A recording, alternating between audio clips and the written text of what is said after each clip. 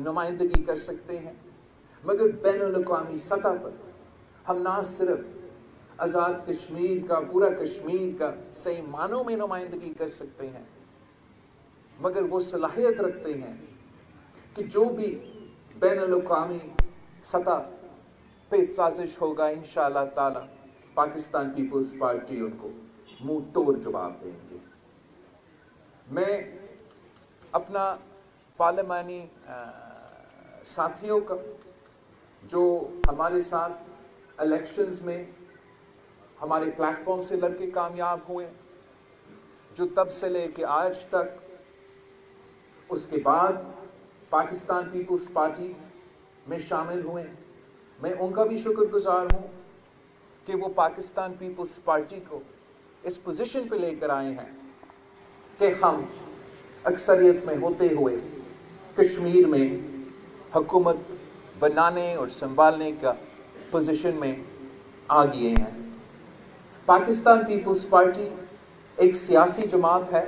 एक जमहूरी जमात है और अवाम की नुमाइंदगी करना जानते हैं।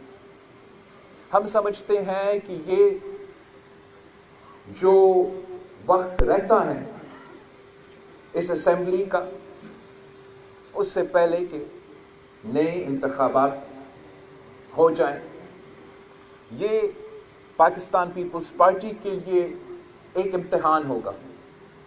और मैं इस इम्तिहान को इस तरीके से देखता हूँ कि हम और हमारी जमात कश्मीर के अवाम की नुमाइंदगी करते हुए हमारा पूरा कोशिश होगा कि इन 9 महीनों में, या जितना भी इलेक्शन स्केड्यूल का मुझे नहीं पता, जो भी टाइम फ्रेम मौजूद है, कि ये इस वक्त में पाकिस्तान पीपल्स पार्टी का वज़ीर आज़म से लेके हर MLA से लेके हमारे हर कारकुन का आज़ाद कश्मीर में हमारा यही कोशिश होगा कि कश्मीर के अवाम की जो मुतालबात है, जो ख्वाहिशात है, जो होप्स एंड ड्रीम्स हैं, वो पाकिस्तान पीपल्स पार्टी के लिए अमानत होगा और उस अमानत पे अमल दरामद करने के लिए